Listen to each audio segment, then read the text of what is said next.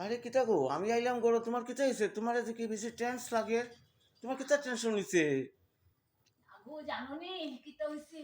কো। আজকে ওই সামনে একটা বাসা বুঝছো, হুম।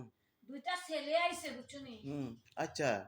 আইছে তো বাইক না স্কুটি লইয়া আইছে, হুম। হেলমেট হেলমেট পরা। আচ্ছা। আইয়া কয় তারা রে পিতলের বাসন সব পরিষ্কার করতাইনি হুম। বুঝছো নি? হুম। তারা কইছে ওই করতাম করতাম হুম। একদম 5 মিনিটে আমি সব পিতলের বাসন তোমরা পরিষ্কার করিয়া দিলাম। হুম।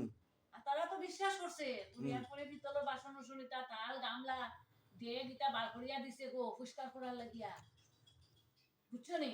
তারপরে তো তারা পরিষ্কার করতে 5 মিনিটে এটা পরিষ্কার করে দিছে। আর পরিষ্কার করছে দেখিয়া তারা খুব মানে মানে ভালো লাগছে আর কি। তারপরে ওইটা কয় শুনো আমি এটা পিতলের বাসনও পরিষ্কার করি শোনাবো